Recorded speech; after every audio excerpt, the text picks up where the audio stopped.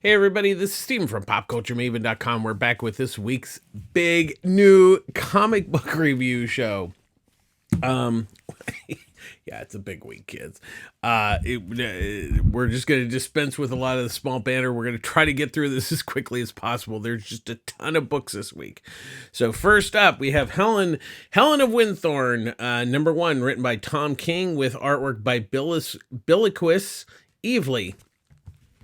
So what this is, it's a story about Helen Cole and her father, C.K. Cole, who was a pulp novelist, passed away recently, and her grandfather sent basically a person, a woman, to go get her and bring her back to his estate, the Wind, and that there's a this Wyndham house is huge. It's like a mansion, and she's basically drinks a lot. She doesn't she's supposed to learn how to be the woman's supposed to educate her and stuff, but she's just drinking. She's really excited about the wine cellar.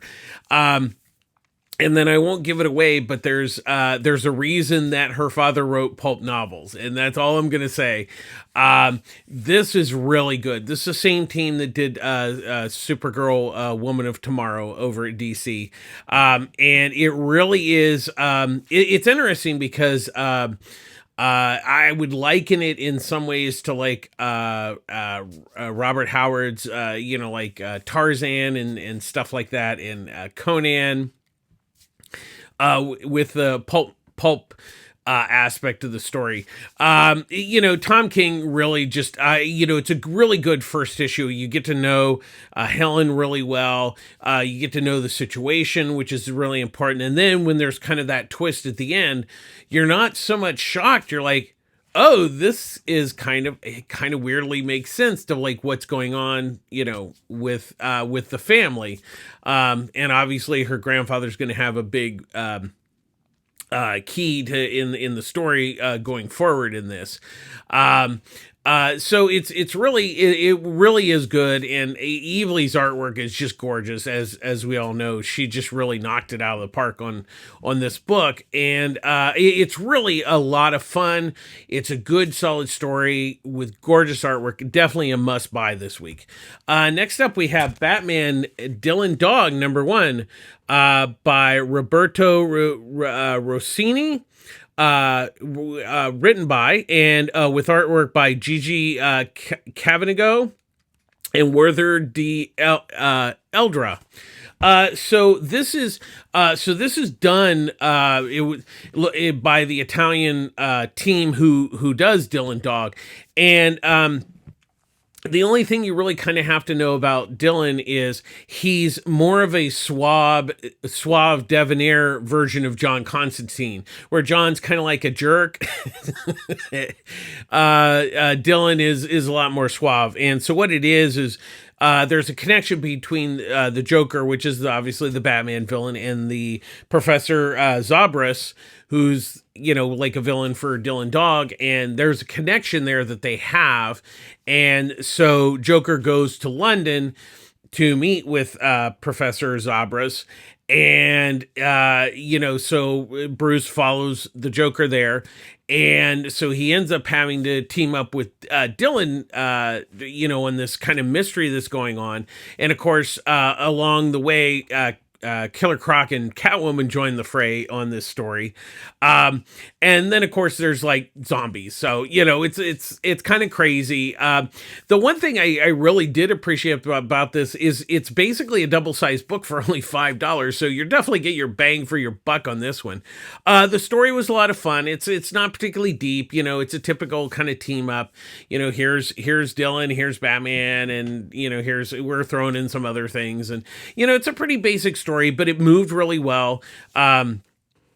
And Rossini does a good job of keeping the pacing up and everything. And the only thing I would have liked maybe a little more history on Dylan Dog.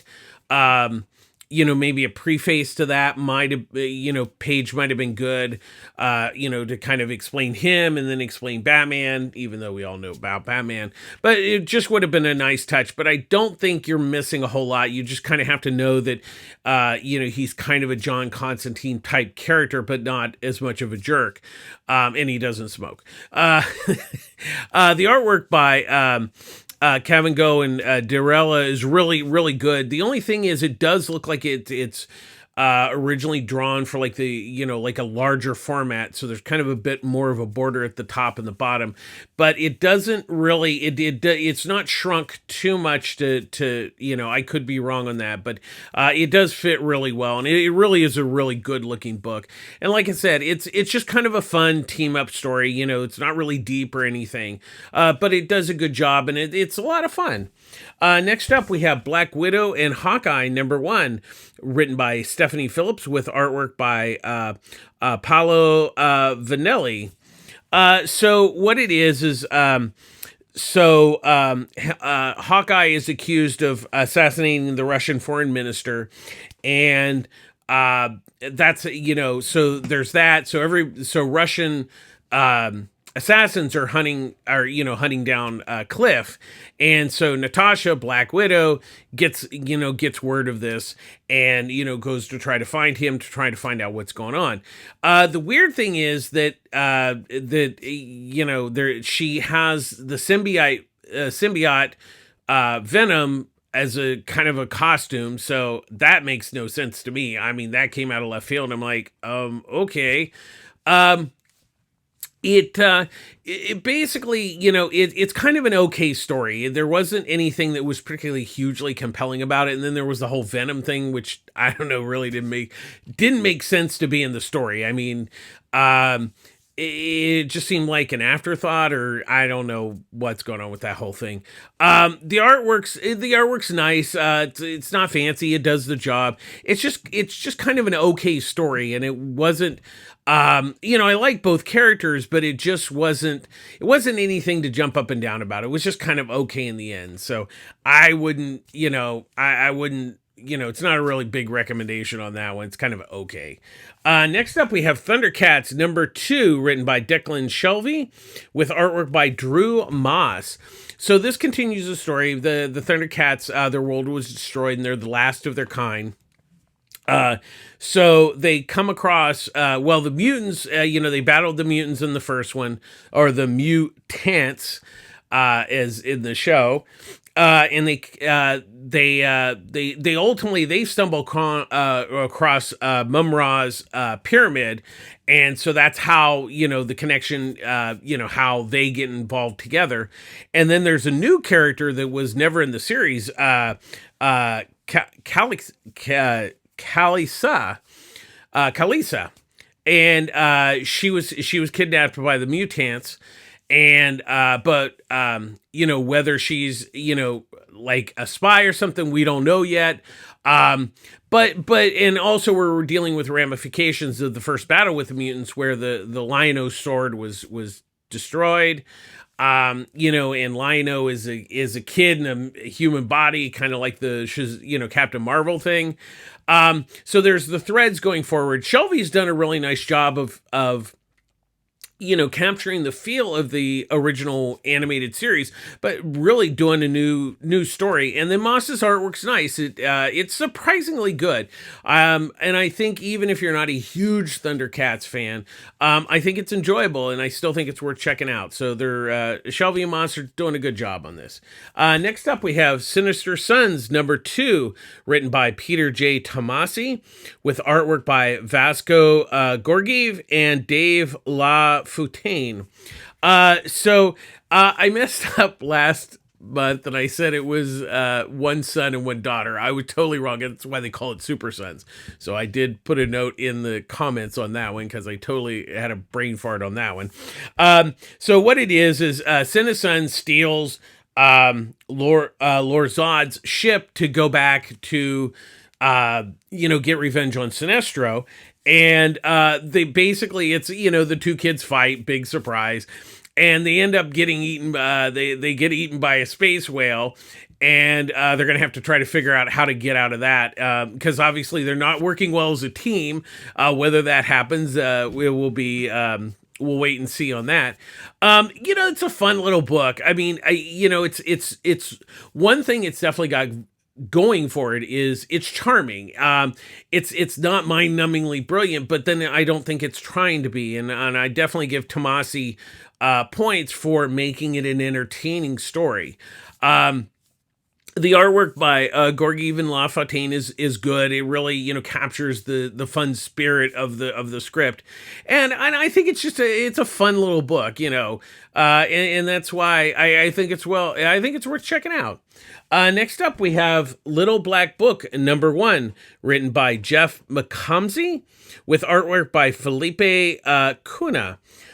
So what this is, it's a story of Cole Moyer, who him and his wife are expecting a kid, and this lawyer comes and says that his father's passed away and he's left him a home in Arizona. And so his wife says, I will kill you if you don't accept this house.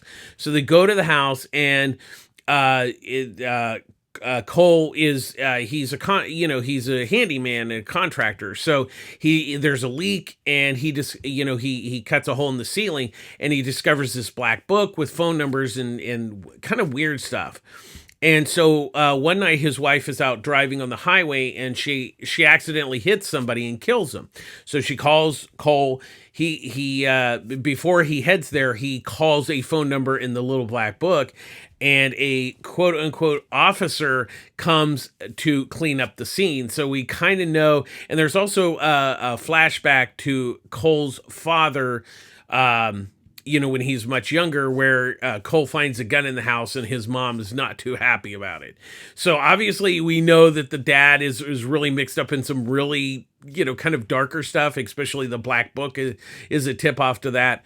It really is a good setup for a first issue. It introduces the character, it introduces the situation, and it gives you a reason to come back. So McComsey does a nice job in that, in not only setting it up, but hey, there's a reason to come back. And Cuna's artwork is really nice in the book.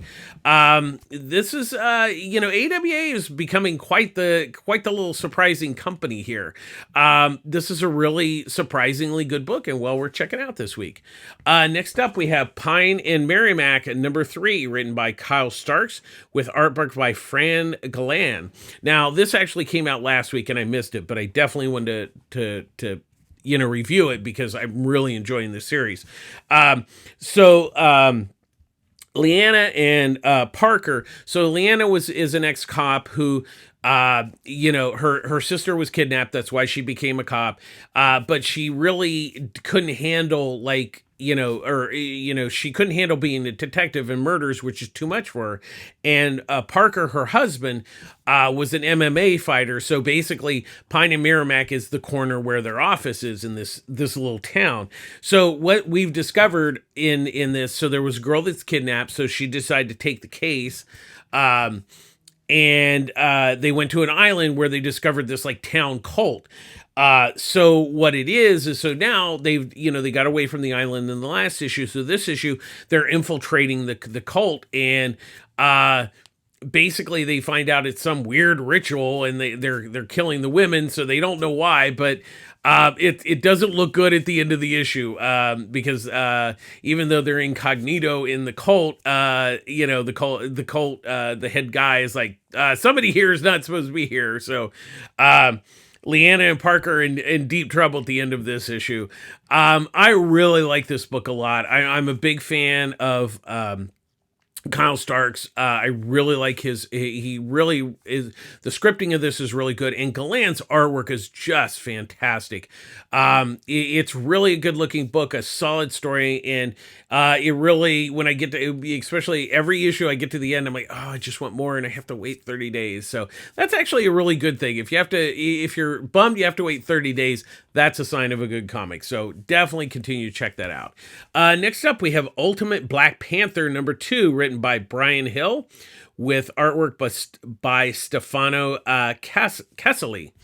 So what this is, last issue, T'Challa's father was killed, and the Moon Knights are trying to take, they're taking over Africa, and they're going after Wakanda. So we find out that this issue, the reason that somebody was able to come in and kill the fathers, there's a spy within kind of the head, the big group, and then T'Challa goes to the Moon Knights to try to figure out what kind of why they're attacking, what's going on. And that's kind of what we get in this issue. It kind of leads from last issue.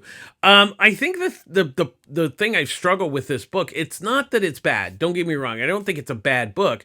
I just think that it's really, the whole point of an Ultimate is kind of an alternate version of like events. Like, I still get it's T'Challa, it's still going to be Black Panther, but this just seems like a regular Black Panther book. Like, you really could strip off the Ultimate, and I don't think you would really notice, where Ultimate Spider-Man and Ultimate X-Men was really amazing because Momoko really just did her thing.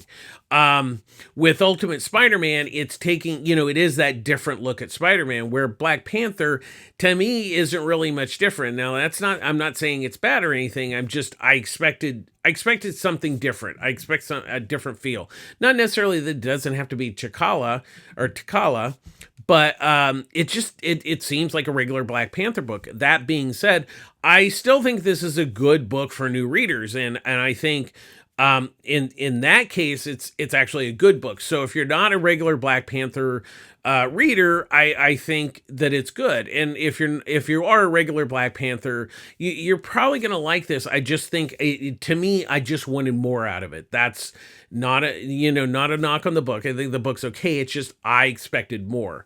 And for me, it just doesn't deliver that difference. Next up, we have Suicide Squad Dream Team #1, written by Nicole Maines, with pencils by Eddie Barrows, and inks by Ibar Ferreira. So what it is Dreamer is, she was a character that was created for, that was on the Supergirl television series, and the actress who plays her, Nicole Maines, is the one who wrote this story. And basically what it is Amanda Waller gets a new team together, and then and takes on the nation of Gomorrah, where the president has become a dictator, and so what it is Dreamer has to take the Suicide Squad team into the Dreamer realm to infiltrate the country. So that's the basic story. It's kind of a typical Suicide Squad story. Amanda Waller, they turns him into Task Force X. It was okay. It was a very standard story. Maines is written. She wrote a Dreamer story for one of the DC Prides. It's decently written. I just think it was okay. It was, I read it and I'm like, okay, that's nice. And it's, kind of a typical Suicide Squad story. And it was just, it was kind of okay. Barrow's artwork's nice. It's a good looking book. It's just not anything special. I think it's good, just not great.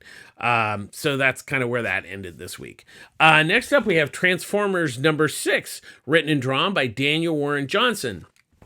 So this is the end of the first story arc, and basically this issue is a big battle between the Decepticons and the Autobots, and it's not looking good. We do, Sparky sacrifices himself. Bit of a spoiler, sorry.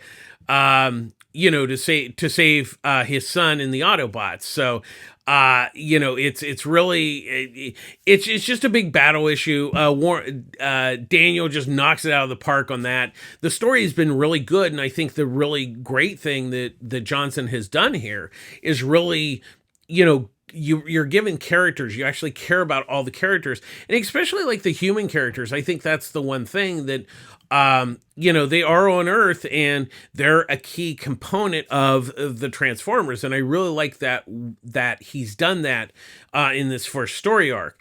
And of course, his artwork is just amazing. So now this is the last issue of like I said, of this first story arc. Now, Daniel is not going to be drawing the next story arc, but he is going to continue to write it. But they have gotten George Corona to come in and do the artwork on the next story arc, and I've seen some pages, and it's really amazing. I mean, it's not Daniel, but that's okay. It's still fitting into like that the what he has already started in this book. So don't fret the Daniel. I mean, we're all a little sad he's not continuing the artwork, but he is continuing the story. So I think that's really the key important part. And this book has just knocked my socks off. I really love this book. I think it's one of the best books going right now. And it's a Transformer book. I'm not even that big of a Transformers fan. So definitely continue to buy this book. Next up, is I Heart Skull Crusher #1, written by Josie Campbell with artwork by Lisso Zono.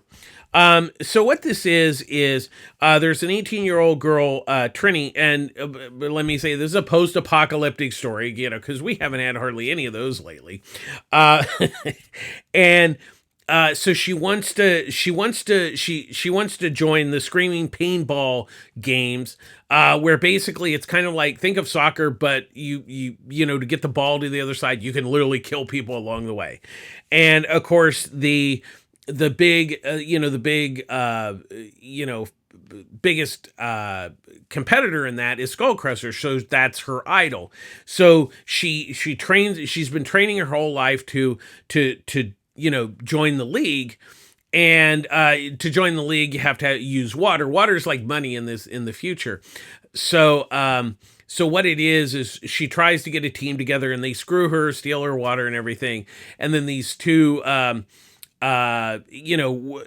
women come and to steal her water, but they've already stolen it. So she also finds Coach Bloodbone, who used to be a big coach in the Screaming Paintball League, but now he's basically fat and drunk.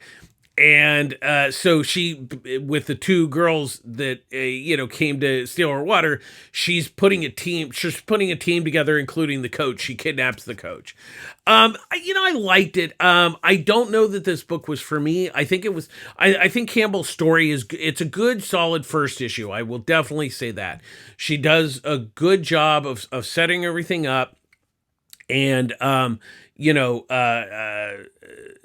setting the story, setting the scene, and giving you, kind of giving you a decent reason to come back. Zono's artwork's nice. It has definitely a very manga influenced visuals. I just, like I said, I liked it. I just didn't quite love it, but once again, I think it's going to be a personal taste on this particular thing. I think it's a solid first issue in that respect. I think it's just going to be one of those. I think you're either going to gravitate towards it or you're not. So I think it's worth checking out, but definitely give it a look at your comic shop to see whether it's going to kind of give you what you're looking for in the book. Next up, we have Avengers Twilight #4, written by Chip Zdarsky, with artwork by Daniel Acuna. So this issue, and from the cover, I didn't spoil it last issue, but Thor comes back to save the day. So now he's back with the Avengers. So they went to the island to rescue Tony Stark's head. It's like the Futurama. Tony Stark's in a jar. And so what it is they reveal, they find out that the Jarvis, who has been, coaching James Stark, his son, Tony's son, is actually the Red Skull. So they go to the Avengers mansion to try to see if they can get, things, maybe stuff was left there. It's actually a trap. And the Red Skull reveals that he is the Red Skull. So not that that's a big spoiler. We already knew he was the Red Skull. But I'm really digging this book a lot. Zdarsky's really knocking out of the park on the story, and Acuna's artwork's great. I think the reason that this book is working so well is because there's no continuity involved. It's a side, it's kind of a, what if type story, or more of an Elseworlds type story. And that's why it's working so well, is because it can do anything at once. It can have any characters at once. And, it's really interesting, especially, this older Steve Rogers, Captain America, how he's dealing with all of this and everything. This is a really good book. Honestly, this is like one of the best Marvel books I've read in quite a while, not counting Fantastic Four, which Ryan North is knocking out of the park. But definitely continue to check out Avengers Twilight. This is a really good book. Next up, we have Napalm Lullaby, #1, written by Rick Remender, with artwork by Bengal. So the basic story of this is that there's two. Think of like Superman kind of coming, it's like the origin of Superman. He comes from the future or a time we're not sure. But it ends up, he's, instead of raised by Martha and Jonathan, he's raised by these zealots who, because he has powers, basically, hey, he's a god. They raise him as a god. And so what it is you have this oppressive, religion, and Sarah and Sam are, they're collecting things to, basically, how do you kill a god? And that's the basic crux of the story. The problem that I had is that this first issue is kind of a mess. I mean, I think the problem is it's like you're dropped into the middle of the story. He sets up, that where this, God came from, the Superman sort of thing. But after that, it gets really like weird, and like you're not sure kind of what's going on. The characters of Sarah and Sam are not, you don't really get to know them. You kind of know, oh, well, they're in this mission. Okay, but I don't know them.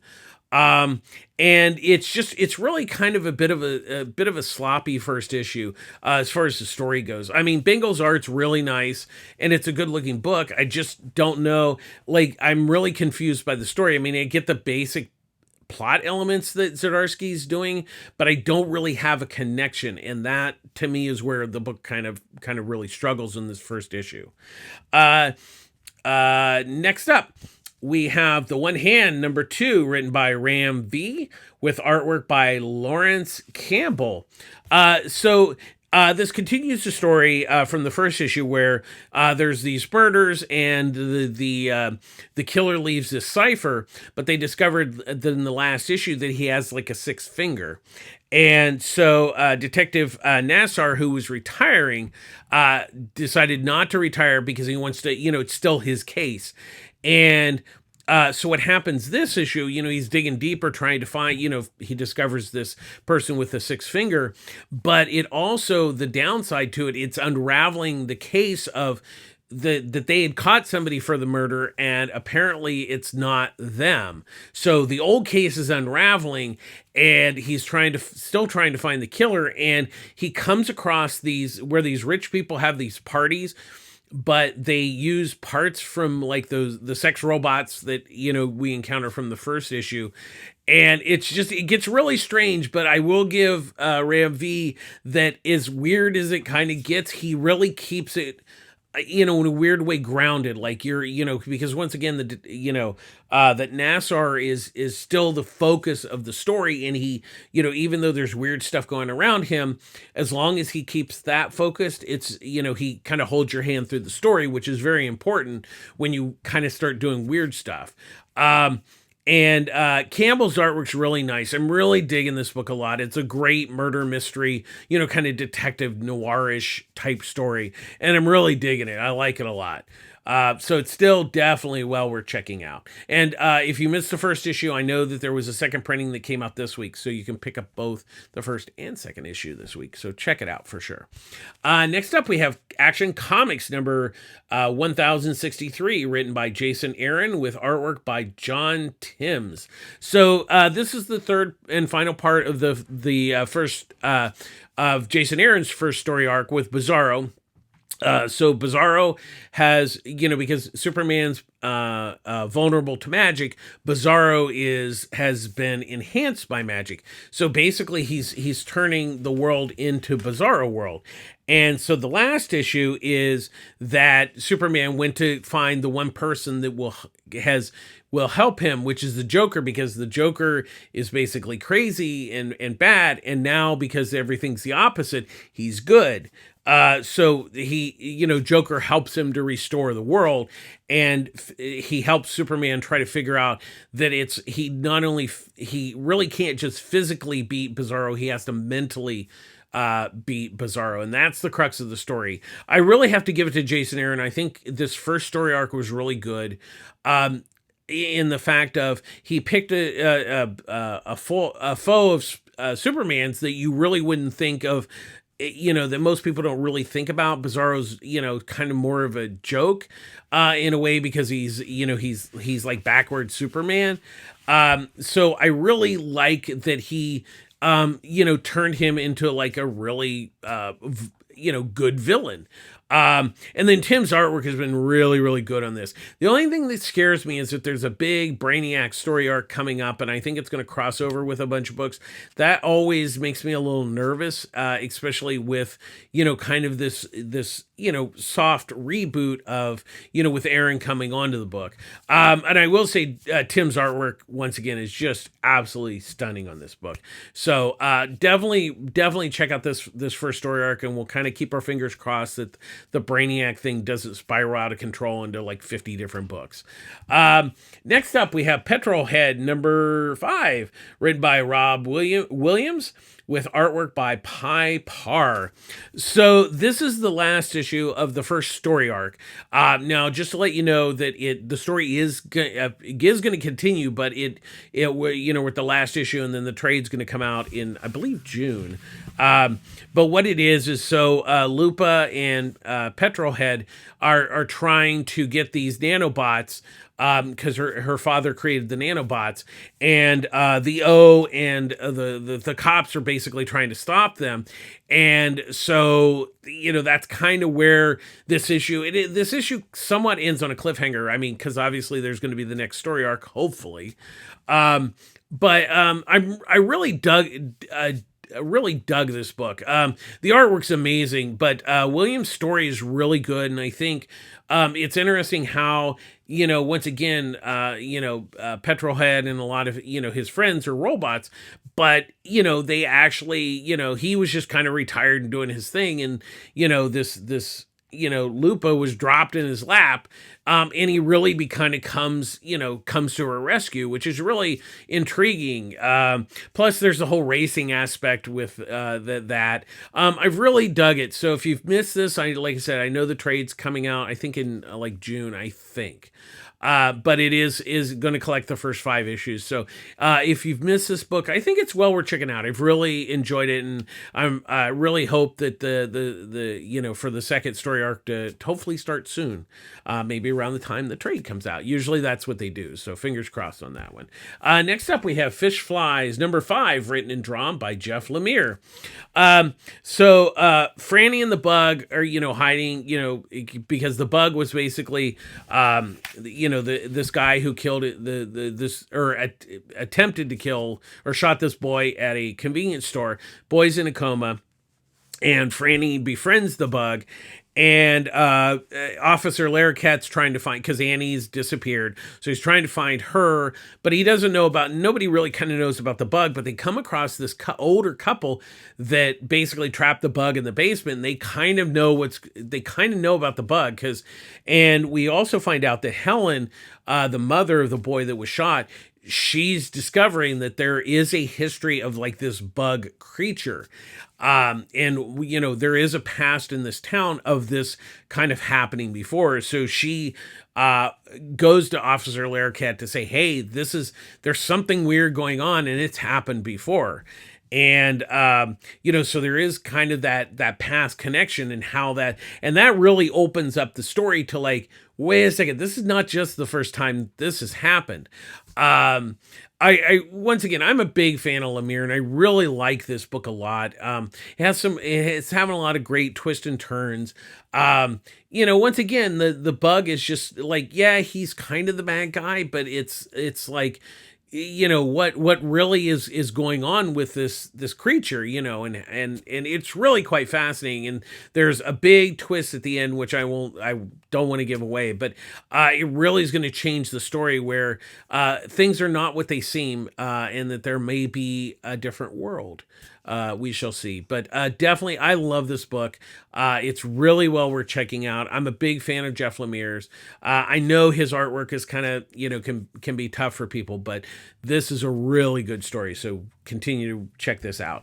Next up are Bones Dust, number 4, written and drawn by Ben Steinbeck. So this actually wraps up the story. It was a 4-issue miniseries. And so basically, Addis, robot was kind of destroyed, but he still has like the brain and tentacles. And so the Feral Boy was, pretty much beaten up by the bad guys. And so he connects with the Feral Kid to, kind of help heal him and take him to this town where he knows this woman, Evelyn. And, where they kind of, so there's the vast wasteland, the post-apocalyptic, where basically people turn into cannibal. They're looking for water and people to eat. But Evelyn, kind of runs this community where, they grow food. They don't eat human, they're not cannibals. And so Addis brings the Feral Boy there, and through his connection, the boy gets these kind of, I guess you could say, like psychic powers. So the guy that he killed in, the cannibal that was chasing him, the bad guy, was the weird bug thing made him into a monster, and he attacks the town, and we find out that the Feral Boy has these powers. It really is a great ending. It's actually a very subtle ending. I mean, that's what I love what Steinbeck did here. It kind of has the big, blowout of the ending, kind of the big action sequence, but post that is really, really quite intriguing. And at first you're kind of like, is that it? And then you kind of really, I think what I liked about it is that ending really sits with you. It's like, life does go on, even past this story, that there are, there's changes because Addis has, change things, and hopefully for the better. I really like this book a lot. If you missed it, definitely pick up the trade when it comes out. Steinbeck did a really good job on the story, and his artwork is just amazing. I really like this book a lot. Well worth checking out. Next up, we have Blue Book 1947, number 2. The main story written by James Tynion IV and with artwork by Michael Avon Oeming. And then there's A True Weird, the Monkey Man of Delhi, written by Dita Bittaker with artwork by Anand R.K. So this continues the story of from 1947, where Kenneth Arnold, was the first to kind of see these UFOs over Oregon, and he keeps hearing these stories about other, pilots seeing them and everything, but he can't really get any, really hard evidence like a photograph or something like that. So these 2 pilots, see them, and he talks to them and everything, and of course, but then they're not supposed to talk, they're kind of not supposed to talk about it. And then this issue, we kind of where the Men in Black kind of theory comes up, with UFOs and stuff. So that kind of is really where the story's going in this particular story arc. It's really fascinating. If you're intrigued by UFOs, that's what I really like about the book. And I think that's going to be whether you like that. It's not, I don't think you have to believe in UFOs. I think you just have to believe that people saw what they did and felt what they did. I don't think over the years, now that everybody has a camera, we don't see many pictures of UFOs, but I still think that there's a possibility. But like I said, I don't think you have to believe. I think what Tynion has done here is this is kind of a historical, comic or story told in comic form. And Oming's artwork is just really, he's perfect for this because it's nice clean style.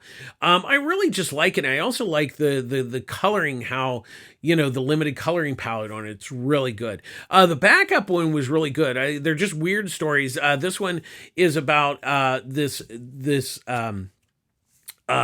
story of this monkey man in Delhi, in India, where what it was is they would have power outages. So, it was so hot, people go sleep on the roof, but they would get attacked by this monkey man. But, and people said they got bit by him and attacked by him, but nobody ever really saw it. The news crews made a big deal out of the story. It's a true story, but just kind of more of, like it's a Bigfoot type story. Bittaker is known for being a letterer, and she did a really nice job on the script, and the artwork by Anand RK is really nice. I really like that back. The backups are a lot of fun in this. It's a really, like I said, it's a really fun book. I'm intrigued by the UFO thing, but I think that's going to be the key. Is if that's something you're interested in, definitely well worth checking out this book. And finally this week we have Wesley Dodds Sandman #6, written by Robert Venditti with artwork by Riley Rossmo. So this wraps up the story, and this is definitely in the golden age. And so we find out, this is not a spoiler, that we kind of knew this going in, that Wheeler Vanderlau is behind the whole of stealing Wesley's gas secrets. He wants to use them to end the war. Wesley's like, you can't, you'll kill soldiers, innocent, it's not going to be good. So Wesley basically, it's up to him to stop him. And that's really what this issue, it's a big wrap up of this main storyline. And I've really enjoyed it. Vendetti's done a really good job of capturing, the goal, kind of like the golden age of DC, and really kind of given a good character to Wesley Dodd. I've really enjoyed this book a lot. I'm a big fan of Rossmo's artwork. That is one of the main reasons why I bought, got the book. But I think it's been a really good story, and the last page is really just a nice finale, but maybe there could be more with this team doing a different book, and that's all I'll say. But I've really enjoyed this a lot. It's been a really fun story. And like I said, for me, Rossmo's art's amazing. Venditti did a great job on the script. It's been well worth checking out. So I really like this book a lot. But I think you kind of have to have a good, you kind of want to know kind of about the Golden Age heroes like Sandman and the other characters from that era. But I definitely well worth checking out. So pick up the trade when it comes out, which will probably be out pretty soon, I'd say. That's going to do it this week. Thanks. As always, shop at your local comic shop. My local comic shop, public service announcement. I get all my comics at Pulp Fiction Comics, Long Beach, California. Ryan Skinner, the owner, runs a great store. Excuse me. There's Annie, there's Wendy. Derek runs their socials. Check out their Facebook pages for the store. There's also a Pulp Fiction group. People post stories and fun stuff. The store is great. They offer discounts on their trades and graphic novels. They have a nice manga section, a good all ages section. Like I said, they have discounts on those books every day. They have a great pull service, so you don't miss any of your books. If you order enough books a month, you'll get a discount on your regular floppy comics. And just really definitely make sure you support your local comic shop. They're the backbone of the industry. If you order stuff, make sure you pick it up on a timely basis because they have to pay for it before you do. So it's really important to pick up your comics on a regular basis, and just support your local comic shop. Obviously, Pulp Fiction's mine, but depending on where you live, support your local comic shops is really important. It's really a tough time in the industry. But supporting your local comic shop is really important. And as always, we end our show with be kind to each other, and be kind to yourself. Kindness doesn't cost anything. It once again, it's free. just saying hello to somebody on the street, opening a door. It's not really hard, and things are tough out there. Trust me, I get it. Tons of people have been laid off. The economy's not great. It's just tough all around the world. But being kind to others and being kind to yourself is very important right now. So just take care of yourselves out there and be kind. That's going to do it. Thanks for watching. Make sure that you like and subscribe to our YouTube channel. Please share our videos. It's really great. We've gotten lots of new subscribers. Thanks for jumping in. Comments are welcome. I've had a lot of great comments lately, but just make sure you tell everybody about our show if you like comics, and kind of let you know about what's coming out every week. Okay, thanks for watching. It's been a long one, kids, but we got through it. Take care of yourselves. This is Steven from popculturemaven.com signing off. Take care of yourselves. We'll see you next week. All right, bye-bye.